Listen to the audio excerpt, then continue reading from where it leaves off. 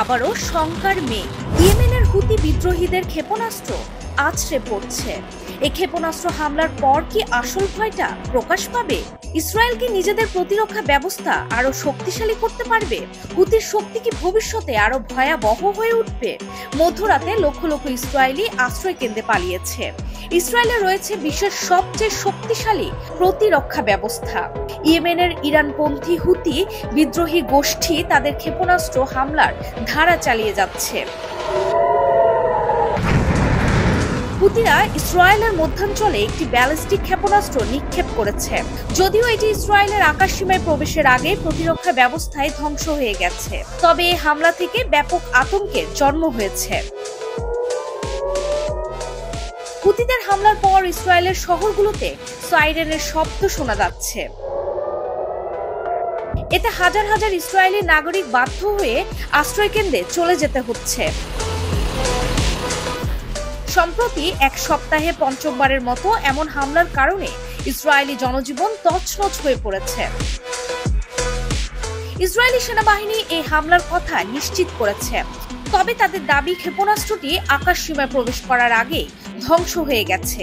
তবু ইসরায়েলের প্রতিরক্ষা ব্যবস্থা কতটা কার্যকরী তা নিয়ে প্রশ্ন উঠছে।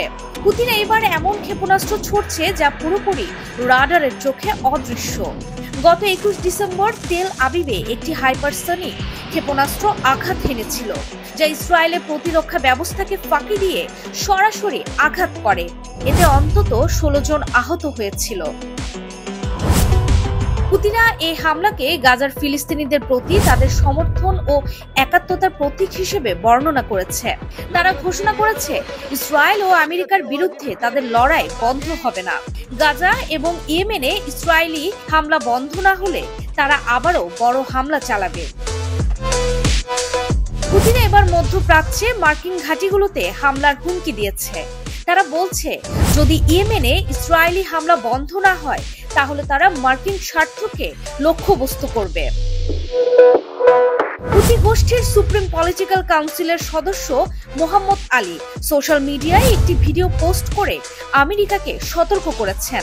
তিনি বলেছেন, যদি আমেরিকা ইয়েমেনে হামলা বন্ধ না করে তাহলে আমরা তাদের জন্য যে কোনো রেড লাইন উপেক্ষা করে এই অঞ্চলে তাদের স্বার্থে আঘাত করব।